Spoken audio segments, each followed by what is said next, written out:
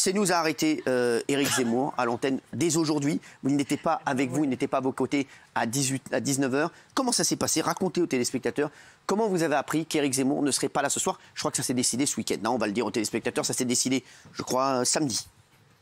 Je vois que monsieur sait tout. Ça s'est décidé samedi. Ça a été. Non, mais bon, j'enquête. Monsieur a un téléphone. Monsieur a un téléphone. Monsieur est dans les coulisses de la décision. Non, pas du tout. Non, mais je veux dire, oui, ça s'est décidé samedi. Il y a eu une discussion. La décision du CSA a été observée, analysée. Et comme j'expliquais d'ailleurs chez vous, c'est que c'est très difficile donc, à à partir du moment où le CSA a dit on va décompter le temps d'antenne d'Éric Zemmour, la direction de Canal+, et du groupe Canal+, et de CNews s'est dit c'est impossible de garder Éric Zemmour à l'antenne tous les jours, c'est ça? En analysant, effectivement, il faut prendre le temps d'analyser, de regarder ce qui est possible ou pas. Et finalement, d'un commun accord, ils se sont dit que c'est matériellement impossible. Pourquoi c'est impossible? Parce que ça veut dire que ça diminue du temps de parole, par exemple, à tout ce qui est divers droite, c'est-à-dire à Xavier Bertrand, c'est-à-dire à Valérie Pécresse. Pourquoi, si on commence à décompter Éric Zemmour, on donne moins de temps, qui est journaliste, on donne moins de temps de parole aux politiques. C'est une décision à prendre. Et on sait très bien, tous les patrons de chaînes télé et de radio savent qu'il n'y a rien de plus compliqué au monde que de décompter, justement, et de découper les phrases d'Éric Zemmour qui interviennent dans le débat national. Éric Zemmour, vous l'avez eu au téléphone? C'est lui qui vous a prévenu? Non, c'est pas lui qui m'a prévenu, mais on s'est eu au téléphone, c'est la direction. Mais on a échangé avec Éric Zemmour. Qu'est-ce qu'il vous a dit, Éric? Il vous a dit je ne peux plus venir à CNews, c'est terminé? Oui, voilà, mais il m'a dit qu'il regrette, il m'a dit qu'il est député. Il aurait voulu continuer? Il m'a dit que, ah oui, bien sûr qu'il aurait voulu continuer. On va voir sa réaction dans un instant. Ça a été très, très difficile pour lui. Il a essayé jusqu'au bout, et la direction de CNews aussi, qu'il a soutenu pendant 2 ans, a essayé jusqu'au bout de trouver une solution. Mais matériellement, cette solution, elle était complètement impossible. Et il fallait respecter la décision du CSA. Donc, malheureusement, c'était une décision difficile à appliquer. Impossible à appliquer. Vous avez tout de suite su qu'Éric Zemmour serait plus à l'antenne avec vous dès aujourd'hui? Parce que ça a été une décision qui a été très rapide. On croyait qu'il allait finir la semaine, qu'il allait peut-être faire aujourd'hui. Il n'a pas dit au revoir à vos téléspectateurs. Donc c'est assez brutal. Alors entre nous, on a décidé ce soir avec Éric Zemmour, je vous le dis, de se revoir avec l'équipe des Mousquetaires pour qu'on puisse faire un petit clin d'œil aux téléspectateurs, une petite vidéo pour dire au revoir, parce qu'il regrette de ne pas avoir pu dire au revoir, effectivement. Mais à chaque fois qu'il intervient, c'est un décompte. Donc à partir du moment où c'est un décompte, ça devient compliqué. Vous, en tant qu'ex-membre du CSA, vous comprenez la décision du CSA? Je comprends, mais je n'aurais pas voté en ce sens. D'accord. Je comprends parce que je suis profondément, viscéralement pour la liberté d'expression. J'ai appris au CSA la pluralité des opinions. J'ai appris au CSA à défendre la liberté des opinions de l'autre. Qu'on soit d'accord ou pas avec Éric Zemmour, pour moi, c'est la liberté des expressions. Alors, pourquoi il y a 200 chaînes télé, 900 radios? C'est justement pour la liberté d'expression. C'est surtout parce que le CSA le soupçonne de préparer sa campagne et de faire campagne tous les soirs sur CNews. D'ailleurs, Laurent Ruquier et Léa Salamé lui ont posé la question plusieurs fois. Est-ce qu'il sera candidat à la présidentielle? Regardez sa réponse. Bonsoir à tous. C'est une soirée un brin particulière pour moi. Pas possible, mais qui sont cons, mais c'est pas possible. Mettez la vidéo. Non, ça arrive. Honnêtement, vous, avec le drapeau bleu, blanc, rouge, c'est pas une affiche électorale, ça? Elle est belle, non? Comme affiche électorale, oui, je vous la conseille, vous devriez la prendre. Ah, bah vous voyez. Donc c'est une affiche électorale. Pourquoi vous ne le dites pas clairement, je suis candidat? Quand je voudrais être candidat, je dirais je suis candidat. Vous n'êtes pas candidat. Pour l'instant, je ne suis pas candidat. Mais vous ne pouvez pas dire ce soir, je ne serai pas candidat. Non, je ne le dirai pas ce soir. Qu'est-ce qui vous manque pour vous décider? Est-ce qu'il vous manque des signatures? Est-ce qu'il vous manque de l'argent pour y aller? Mais vous savez, d'abord, il manquera toujours, évidemment, jusqu'au dernier moment, il faudra avoir les signatures, il faudra avoir l'argent. Vous savez, une campagne électorale, c'est 15 millions d'euros. Donc là, vous parlez au futur et non pas au conditionnel. Bah... Non, mais ça veut dire que vous êtes candidat. Je réponds à la question de Non, vous auriez pu employer, vous, qui aimez tant le français et les conjugaisons, Monsieur Zemmour, vous auriez pu employer le conditionnel. Si vous voulez. Vous venez d'employer le futur. Si vous voulez. Je viens donc de comprendre que vous êtes officiellement candidat à l'Élysée. Si vous voulez. C'est pas que je veux, Victor Hugo l'aurait voulu, vous prenez pour lui. Mathieu, qu'est-ce qui se passe? Non, Gilles, il est un petit peu lourd, effectivement, Ruquier. Non, là, c'est de bonne guerre. Là, je trouve ça de bonne guerre, franchement. Attendez, juste sur la décision d'Éric Zemmour. Donc, Éric Zemmour ne sera plus sur CNews à 19h. Christine, quand la direction vous a appelé, vous avez dit quoi? Qu'est-ce que vous allez faire maintenant? Alors maintenant, comme ce soir, on a pris plusieurs chroniqueurs, Mathieu Bock-Côté, Charlotte Dornelas. C'est une grosse perte pour vous? Bien sûr. Personne ne Imaginez comme Pécho, vous enleviez Kermit la grenouille. Personne ne peut remplacer... 2 minutes, je suis en clientèle. Je suis en clientèle, je suis à vous dans 2 minutes, monsieur Moix. Non, mais j'aime beaucoup ce que vous dites. Juste, Christine, je sais que vous avez des opinions très divergentes avec Éric Zemmour, mais est-ce que c'était devenu quelqu'un qui comptait pour vous et pour qui vous aviez de l'affection?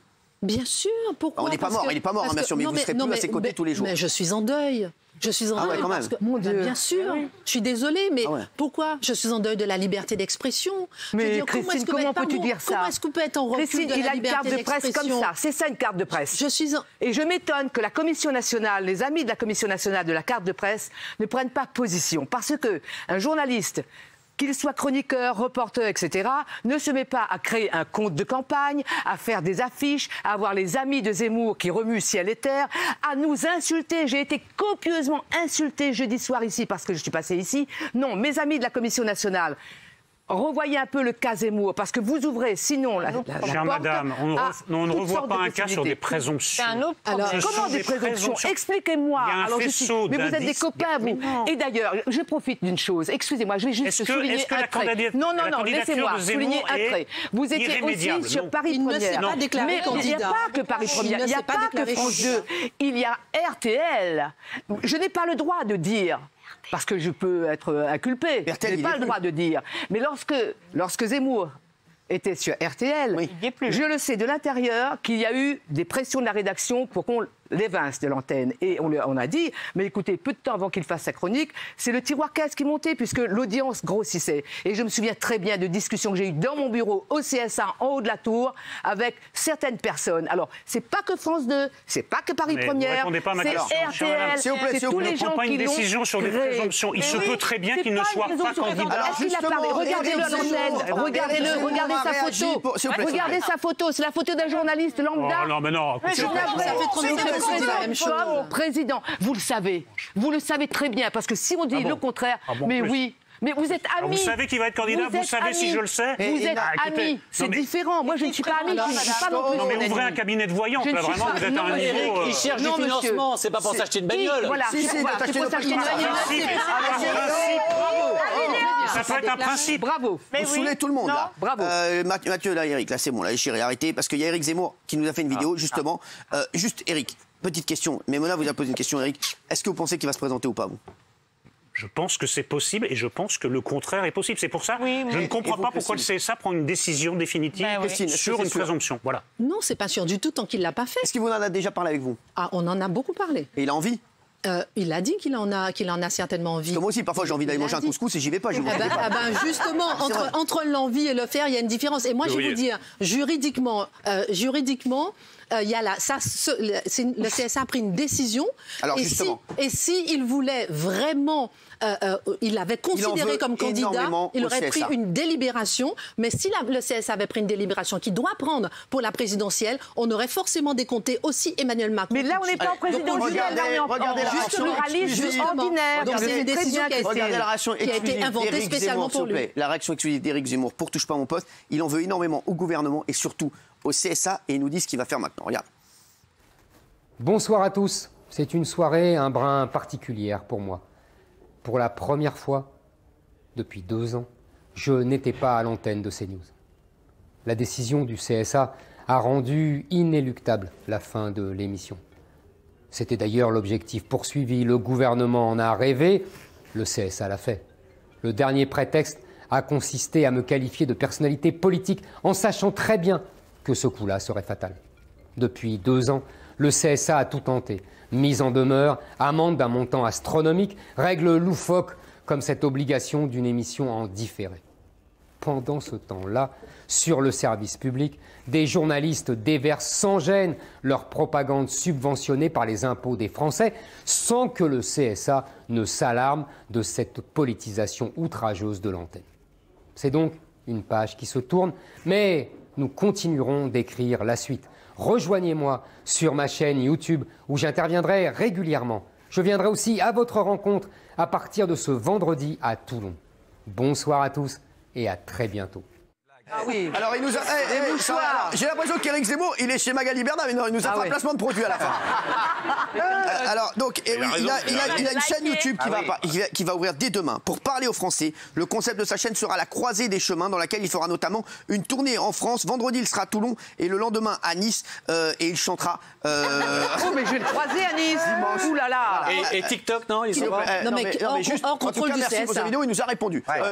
Yann. D'abord, il est très malin parce que, comme Mitterrand le disait, on ne sort de l'ambiguïté qu'à son détriment, donc c'est très malin. Je trouve inadmissible, tant qu'il n'est pas officiellement candidat, qu'on le prive de sa liberté de parole. Et on le fait pourquoi ? Parce qu'on a trouvé personne en face de suffisamment rentre-dedans, courageux et brillant pour contrebattre ses idées. On ne lui prive pas de la liberté de parole, c'est pas vrai. Non, mais je vous le dis, non, mais vous ne pas dire n'importe quoi. Rendu impossible. Et la deuxième chose, c'est que même sur le plan stratégique, c'est complètement imbécile, parce que ce qu'on voulait éviter arrive maintenant. Absolument. Ça devient une star et une victime. Alors juste pour la victime, elle était avec lui tous les jours. Je vais faire une confidence. Non, j'ai jamais dit. J'ai un débat. S'il vous plaît, elle va faire une confidence qu'elle a jamais dit. Vous dites des contre-vérités, je ne peux pas vous laisser dire. S'il vous plaît, Christine va faire une confidence qu'elle n'a jamais dit à personne. Non, mais lorsque j'ai s'il vous plaît, vous avez déjà pété sur le plateau. En ce moment même. Non, je rigole. Lorsque je m'occupais des temps de parole au CSA. Impossible. Lorsque je m'occupais des temps de parole au CSA, la gauche était venue me voir pour décompter Éric Brunet. Quoi ? En tant qu'éditorialiste. C'est ouf. J'ai refusé. C'était ça la confidence ? Et j'ai refusé. Mais que des gens de droite, elle veut dire. C'est-à-dire que la gauche est venue. La gauche avait déjà demandé de décompter Nicolas Sarkozy. D'accord. Le CSA a créé une décision spéciale pour décompter Nicolas Sarkozy. Ça n'existait pas avant, en tant que politique, pas en tant que président. La gauche était venue me voir pour décompter Éric Brunet. J'avais refusé et j'ai dit que tant qu'Audrey Pulvar, par exemple, qui était à gauche et qui allait dans les réunions du Parti socialiste parler à l'antenne, je ne vois pas pourquoi on allait commencer à décompter un éditorialiste et j'avais maintenu cet équilibre.